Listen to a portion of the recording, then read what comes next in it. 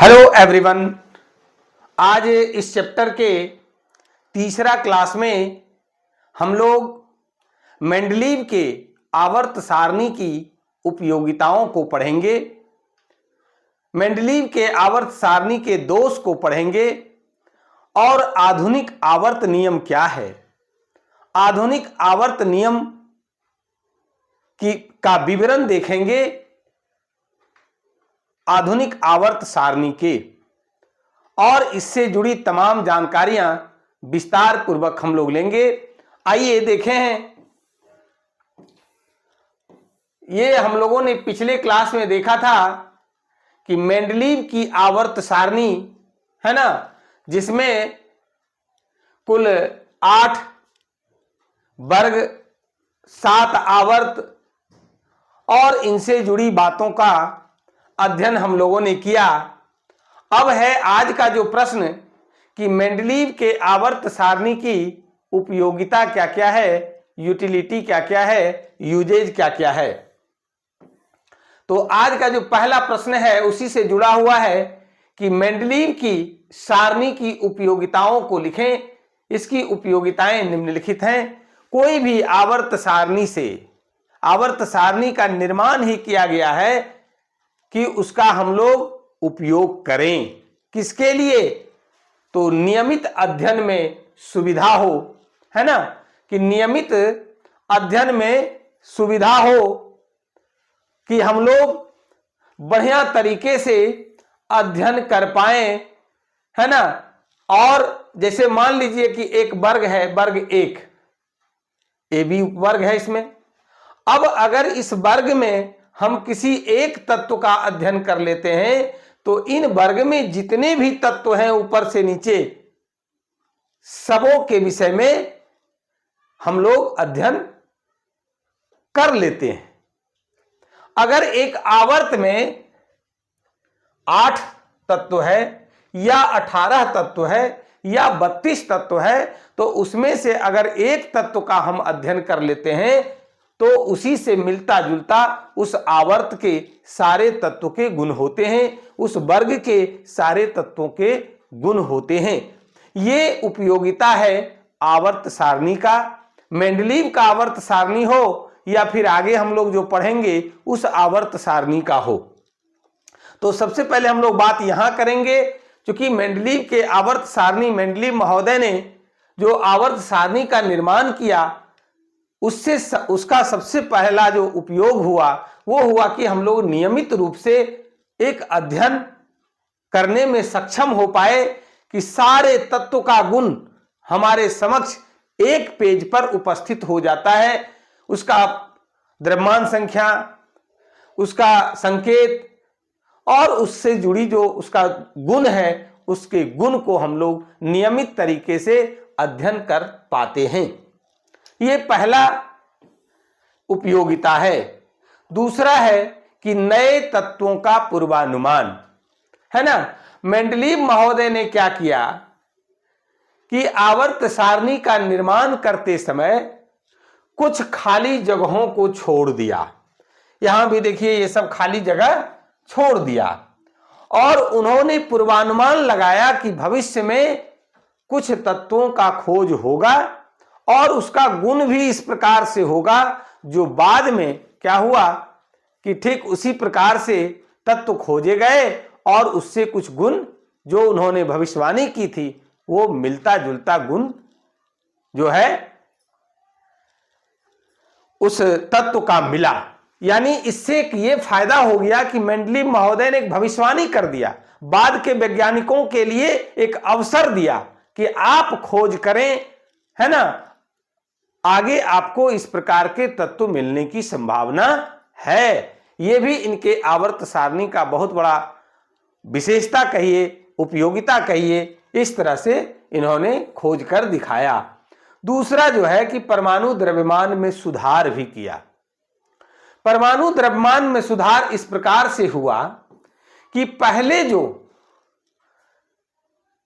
तत्व का जो परमाणु द्रव्यमान का निर्धारण किया गया मेंडलीव महोदय के द्वारा, और जब उसको आवर्त सारणी में रखा गया तो कुछ तत्वों का परमाणु द्रव्यमान में सुधार भी किया गया मेंडलीव महोदय के द्वारा, है ना। इसके बाद है कि अनुसंधान कार्य में सहायता। अब देखिए, हम लोग अभी चर्चा कर रहे थे कि कुछ जगह ये खाली छोड़ दिए। कुछ लोगों ने क्या किया कि जब आवर्त सारणी बनाया मिला, एक प्लेटफॉर्म मिला, एक जगह सारे तत्व का परमाणु द्रव्यमान और उसके गुणों का संक्षिप्त विवरण अगर मिला, तो इसी के आधार पर खोजकर्ताओं ने, आगे के वैज्ञानिकों ने अनुसंधान भी करने का काम किया कि इससे मिलता जुलता अगर ये है तो फिर इससे आगे क्या होगा, उस पर रिसर्च करने का काम, खोज करने के काम आगे के वैज्ञानिकों ने किया। इस प्रकार से हम लोगों ने देखा कि मेंडलीव की सारणी की उपयोगिता क्या क्या था। तो नियमित अध्ययन में सुविधा, नए तत्वों का पूर्वानुमान लगाया गया, परमाणु द्रव्यमान में जिसमें कहीं कोई तरह का दिक्कत था, है ना, उसको बाद में सुधार भी किया गया, और सबसे बड़ी जो उपयोगिता है अनुसंधान कार्य में ये मेंडलीव की आवर्त सारणी सहायक सिद्ध हुआ, क्योंकि उन्होंने कुछ जगह खाली छोड़ दिया था और उस खाली छोड़ करके उसके विषय में भविष्यवाणी भी कर दिया था कि इस तरह के तत्व जिसका गुण ये होगा, इस तरह का तत्व बाद में खोजे जाएंगे। अब है कि मेंडलीव महोदय ने आवर्त सारणी का तो निर्माण किया, लेकिन इनके आवर्त सारणी में भी बाद के वैज्ञानिकों ने दोष निकाल दिया। क्या क्या दोष निकाला, जरा वो भी देख लेते हैं, है ना। तो मेंडलीव की आवर्त सारणी के दोष को लिखें, प्रश्न ही बना दिया। सबसे पहला जो दोष था इसका, हाइड्रोजन का स्थान। हाइड्रोजन का स्थान, आवर्त सारणी में हाइड्रोजन का स्थान अनिर्णित है, उसका जो है कोई फिक्स जगह नहीं है। उसका देखिए कहां कहां जगह है और कहां कहां वो रखा जाता है। तो हाइड्रोजन के कुछ गुण क्षार धातुओं के सदृश होने के कारण इसे वर्ग 1A में क्षार धातुओं के साथ रखा गया है ना। आइए देखते हैं, देख लीजिए, वर्ग 1A में क्षार धातुओं के साथ, ये जो धातु है lithium, sodium, potassium, rubidium, caesium, francium, ये जो देख रहे हैं वर्ग 1 का, और इसी के साथ क्या किया, हाइड्रोजन को भी रखा। इसके बाद है, किंतु इसके कुछ गुण हैलोजन तत्वों के साथ मिलने के कारण इसे वर्ग 7A में हैलोजन तत्वों के साथ रखने की बात कही गई है। आइए जरा देखें, है ना। वर्ग 7 देख लीजिए, ये है जिसमें कि हैलोजन तत्व फ्लोरीन, क्लोरीन, मैग्नीशियम, है ना, TC, RE, ये सब जो है, आयोडीन जो है, वो इसके साथ जो है हाइड्रोजन को रखने की बात मेंडलीव महोदय के द्वारा कही गई है, जो सही नहीं है। आप अपने आवर्त सारणी में एक तत्व का स्थान एक ही निर्धारित कर सकते हैं, एक ही तत्व का स्थान एक से अधिक जगह नहीं रख सकते हैं। अगर रखते हैं तो फिर उसके गुण का अध्ययन करने में परेशानियां होगी। आगे है कि दुष्प्राप्य मृदा तत्वों का स्थान। दुष्प्राप्य मृदा तत्वों की 2 श्रेणियां हैं, एक लैंथेनाइट्स, दूसरा एक्टिनाइट्स। और आइए देखते हैं, ये देखिए लैंथेनाइट्स और एक्टिनाइट्स, है ना, CE से लेकर के LU तक ये लैंथेनाइट्स है, और TH से लेकर के LR, लॉरेंसियम कहते हैं इसको, यहां तक के तत्वों को एक्टिनाइट्स 2 आवर्त 6 के ही सदस्य हैं। और आवर्त 6 के में अगर इसको रख दिया जाए तो जो बढ़ते परमाणु भार के क्रम में जो तत्वों को सजाने का काम किया गया है वो क्या होगा, नहीं सिद्ध साबित कहीं नहीं हो पाता है। गुणों का जो क्रमिक परिवर्तन होता है वो यहां रखने के बाद नहीं हो पाता है। इसलिए मेंडलीव महोदय ने क्या किया, लेंथेनाइड्स और एक्टिनाइड्स दोनों को आवर्त सारणी के नीचे अलग स्थान दिया गया, जबकि ये दोनों तत्व, दोनों जो लेंथेनाइड्स और एक्टिनाइड्स के जो भी तत्व हैं ये आवर्त 6 के तत्व हैं। ये भी एक इनका डिमेरिट्स हुआ, दोष हुआ। आगे देखते हैं कि कुछ समान तत्वों को भी अलग अलग ये रख दिए, एक साथ रखने में इनको सफलता नहीं मिली, और कुछ असमान तत्वों को इन्होंने क्या किया, एक साथ रख दिया। इसके बाद है कि 8वें वर्ग में 3-3 तत्वों को एक साथ रखा गया। आइए देखें जरा कि देखिए ये 8वां वर्ग है और 8वें वर्ग में इन्होंने क्या किया, हर वर्ग में एक एक तत्व को रखा, लेकिन 8वें वर्ग में इन्होंने क्या किया कि 3-3 तत्वों की 3 श्रेणी इन्होंने बनाया, जो कि बाद के वैज्ञानिकों के द्वारा गलत साबित कर दिया गया एक दोष के रूप में, कि मेंडलीव महोदय ने एक ही वर्ग में जहां की एक तत्व रखना था वहां क्या किया, 3-3 तत्वों को रख दिया और बाकी का खाली छोड़ दिया। देख रहे हैं, तो ये हुआ मेंडलीव के आवर्त सारणी का दोष। अब इसके बाद क्या होता है,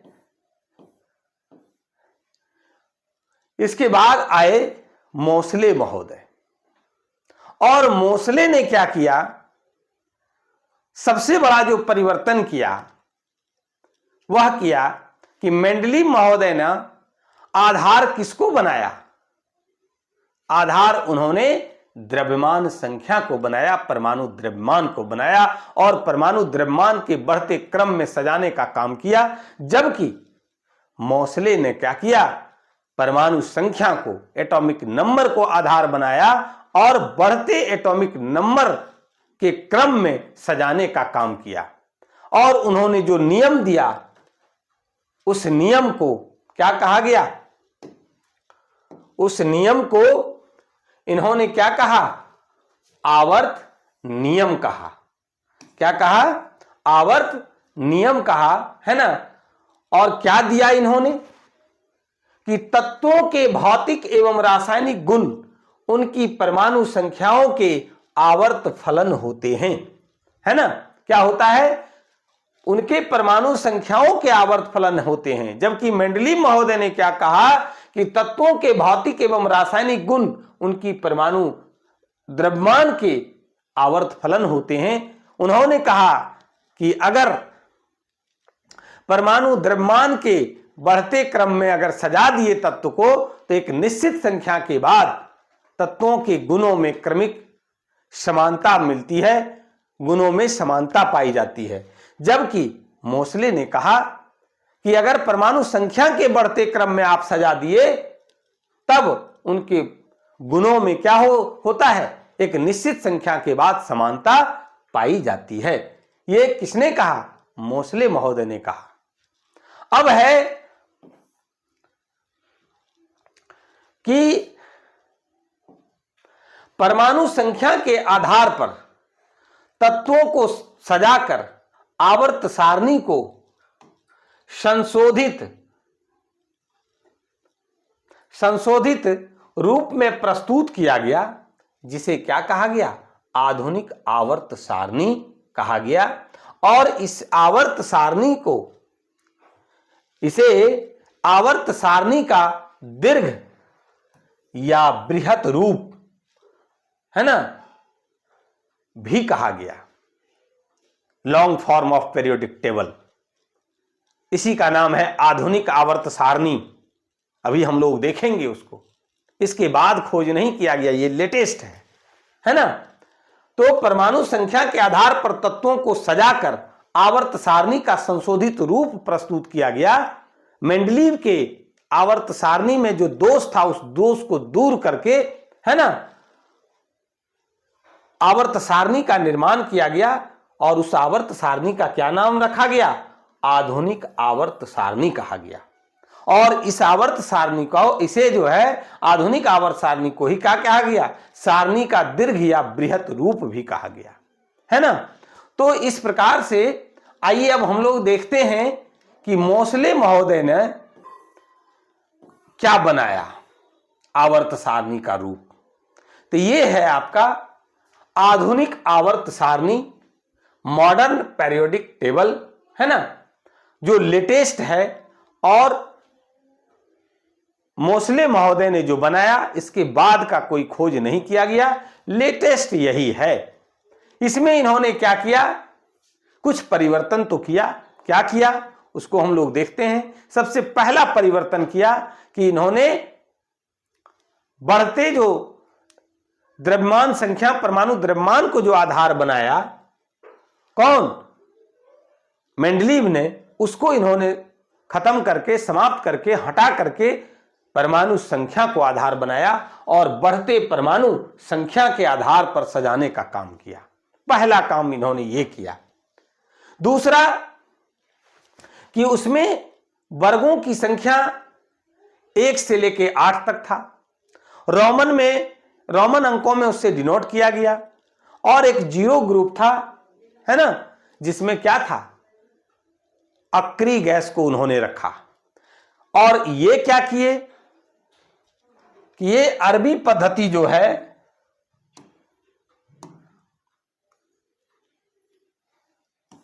उसमें इन्होंने इसको सजाने का काम किया और इसमें वर्गों की संख्या 18 है। 1, 2, 3, इस तरह से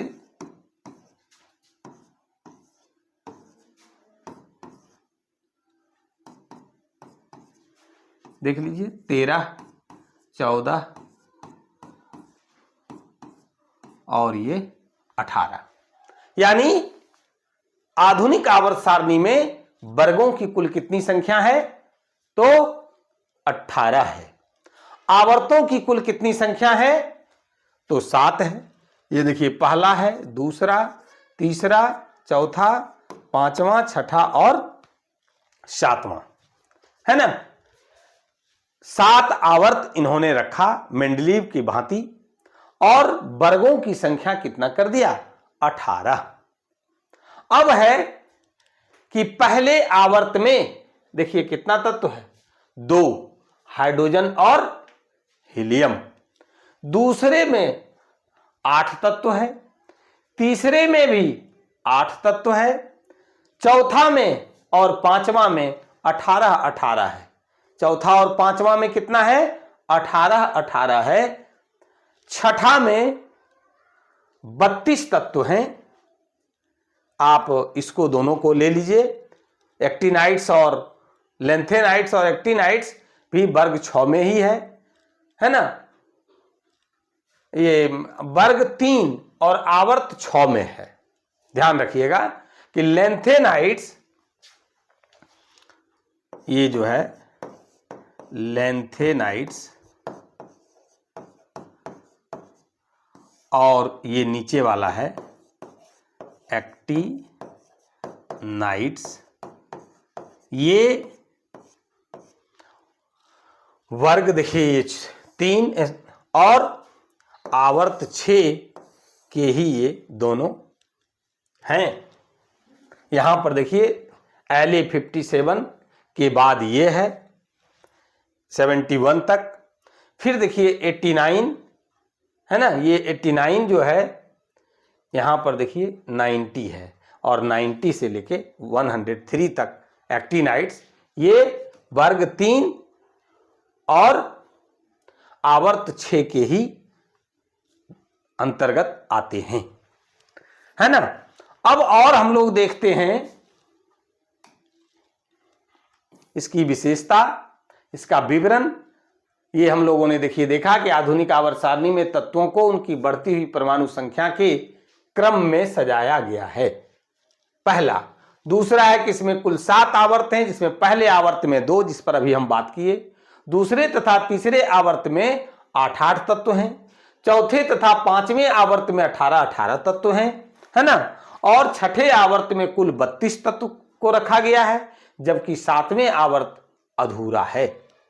7वां आवर्त में 25 तत्व तो रखा गया है, लेकिन इसके बावजूद भी खाली है, अधूरा है। हम लोग देख लेते हैं। 7वां जो है ये अभी भी अधूरा है। देखिए UUT, FI, UUP, इस तरह से ये अभी खोज नहीं कर पाया है।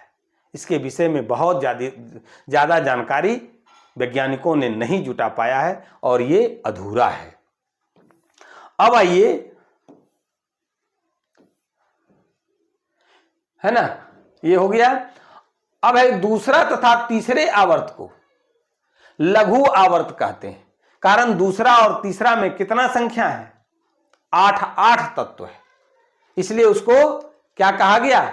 लघु आवर्त कहा गया। उसके बाद के जो आवर्त हैं, चौथे, पांचवें, छठे और 7वें आवर्त को दीर्घ आवर्त कहा गया, क्योंकि उसमें तत्वों की संख्या अधिक है, ये याद रखेंगे। फिर है कि आधुनिक आवर्त सारणी में कुल 18 वर्ग हैं, है ना, जो 1, 2, 3 से लेकर 18 द्वारा व्यक्त किया गया है, जिस पर हम लोग बात कर ली है। अब है कि इस आवर्त सारणी में मेंडलीव की आवर्त सारणी के उपवर्ग ए और बी को क्या किया गया? अलग अलग कर दिया गया, सीधे उसको 1 से लेके 18 वर्ग तक रखा गया। अब आइए, बहुत ही इंपॉर्टेंट जानकारी है, 6 नंबर जो पॉइंट है, और ये देखिए 7 के जगह 8 प्रिंट है, आप 7 ही लिखेंगे। तो वर्ग 1, 2, है ना, और वर्ग 13 से 17 वाले तत्व सामान्य या प्रतिनिधि तत्व कहलाते हैं। आइए उसको हम लोग देखते हैं पहले।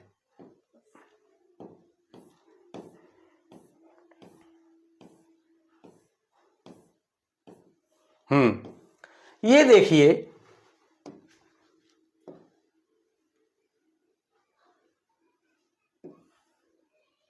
वर्ग 1 और 2 और 13 से 17 तक, ये 13, ये 14, ये 15, ये 16 और 17, ये सामान्य तत्व या प्रतिनिधि तत्व कहलाते हैं।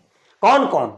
वर्ग 1 के जो भी तत्व हैं, वर्ग 2 के जो भी तत्व हैं, बारीकी से बढ़िया से समझिएगा, और 13 से लेकर 17 तक जो ये तत्व हैं, सब का सब क्या कहलाता है? प्रतिनिधि तत्व या सामान्य तत्व। हमने लिख दिया है वहां, आप आराम से वहां से समझ सकते हैं, है ना। ये 1 और 2 और 13 से लेकर 17 तक, इस वर्ग में जितने भी तत्व हैं, ये ध्यान दीजिएगा, है ना, और ये दोनों का यहां से यहां तक, ये तत्व प्रतिनिधि तत्व या सामान्य तत्व कहलाते हैं। खूब बारीकी से समझ लीजिए। अब आगे देखते हैं क्या कह रहा है कि वर्ग 3 से 12 तक के तत्व संक्रमण तत्व यानी ट्रांजिशन मेटल कहलाता है। उसको भी हम लोग पहले देखेंगे। आइए, वर्ग 3 से 12 तक,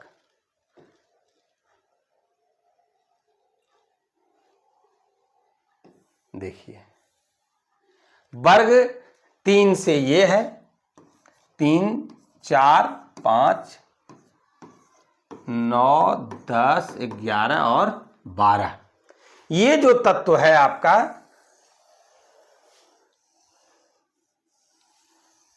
ये टोटल, ये क्या है? संक्रमण तत्व है। बहुत ही इंपॉर्टेंट है, याद रखेंगे।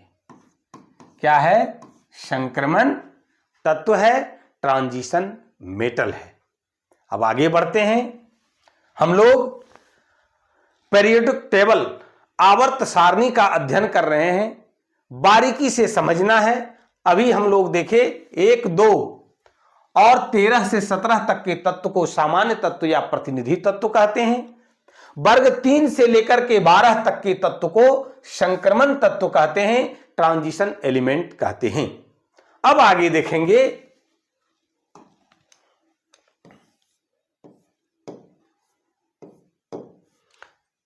देखिए यहां तक हो गया 3 से 12 संक्रमण तत्व। अब है वर्ग 1 के तत्व को क्षार धातु कहते हैं, ध्यान दीजिएगा, जबकि वर्ग 2 के तत्व को क्षारी मृदा धातु कहते हैं, है ना। आइए उस पर भी बात करते हैं हम लोग। ये देखिए,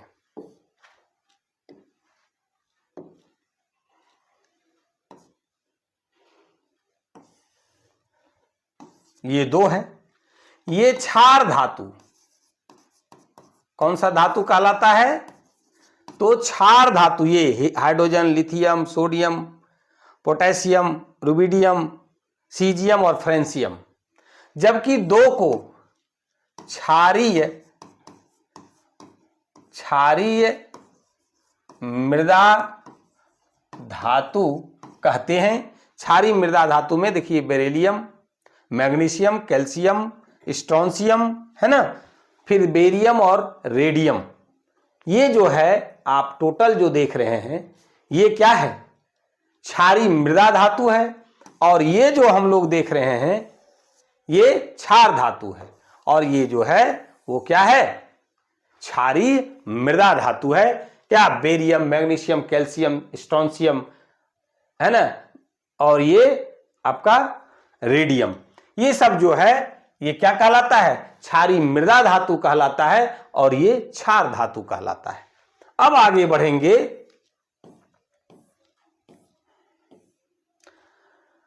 वर्ग 17 के तत्व हैलोजन और वर्ग 18 के तत्व उत्कृष्ट गैस कहलाता है। आइए देखते हैं।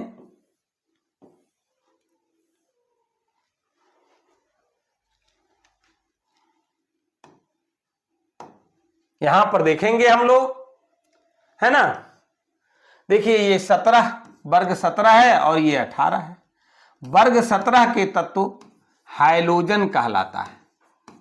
क्या कहलाता है, हाइलोजन कहलाता है। ये जिसमें कि फ्लोरीन, क्लोरीन, ब्रोमीन, आयोडीन, है ना, ये 80 है और एक ये 117 वाला अभी खोज ही करना बाकी है इसके बारे में। तो हम लोग ऐसे भी जानते हैं फ्लोरीन, क्लोरीन, ब्रोमीन, आयोडीन को हैलोजन कहते हैं, एक्स से इसको डिनोट करते हैं, है ना, हम लोग पढ़े हुए हैं। तो ये हो गया हैलोजन।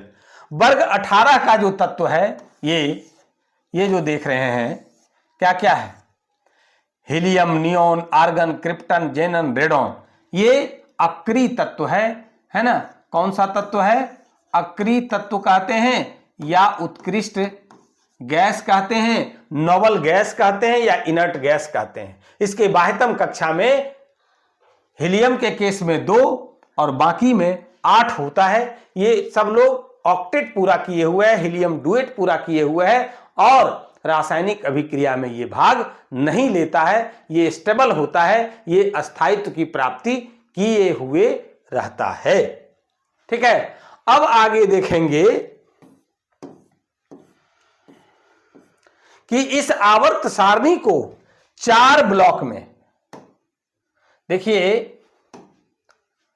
4 ब्लॉक, ध्यान दीजिए, एसपीडीएफ में बांटा गया है ना। किसमें बांटा गया है, 4 ब्लॉक एसपीडीएफ में बांटा गया है। कौन कौन सा ब्लॉक है, हम लोग जरा उस पर भी बात करते हैं। देखिए, ये देखिए 1 और 2,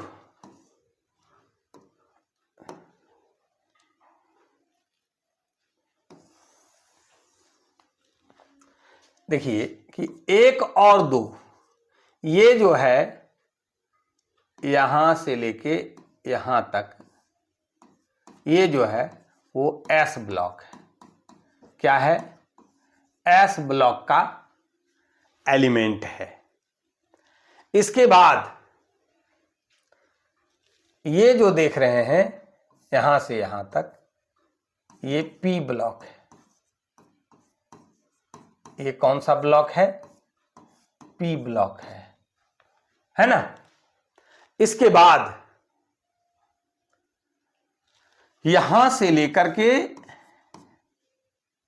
यहां तक 3 से लेके 12 तक ये डी ब्लॉक का एलिमेंट है, ट्रांजिशन एलिमेंट डी ब्लॉक तत्व है। और रेस्ट जो नीचे लेंथेनाइट्स और एक्टिनाइट्स का है ये एफ ब्लॉक एलिमेंट है, एफ ब्लॉक का तत्व है पूरे। ये जो देख रहे हैं ये क्या है? एफ ब्लॉक एलिमेंट है ना। हम लोगों ने देखा 4 ब्लॉक होता है, एस ब्लॉक वर्ग 1 2 के तत्व, वर्ग 13 से इधर जो है सब ये सब क्या है? पी ब्लॉक एलिमेंट है। वर्ग 3 से लेके 12 तक ये डी ब्लॉक एलिमेंट हुआ, अलग अलग कलर से भी देखिए ये किया हुआ है। और नीचे वाला जो लेंथेनाइट्स और एक्टिनाइट्स का जो एलिमेंट नीचे जो देख रहे हैं आवर्त सारणी के नीचे, यहां भी जगह दिया गया। एक तरह से कहिए कि मेंडलीव के आवर्त सारणी का जो दोष था वो मोसले महोदय ने भी दूर नहीं कर पाया, उसको भी आवर्त सारणी में जगह नहीं देकर के अलग ही जगह दिया गया, वो एफ ब्लॉक एलिमेंट है ना। तो आज के क्लास में हम लोगों ने क्या देखा कि मेंडलीव के आवर्त सारणी का क्या उपयोगिता है, उसका दोष, और फिर आधुनिक आवर्त नियम जो दिए मोसले महोदय ने उसको देखा। आधुनिक आवर्त सारणी जो है वो इसमें कहां कहां कौन सा तत्व है और कितना वर्ग है, कितना आवर्त है, इन सब सारी चीजों का अध्ययन आज की क्लास में हम लोगों ने किया। आज की क्लास में बस इतना ही। धन्यवाद।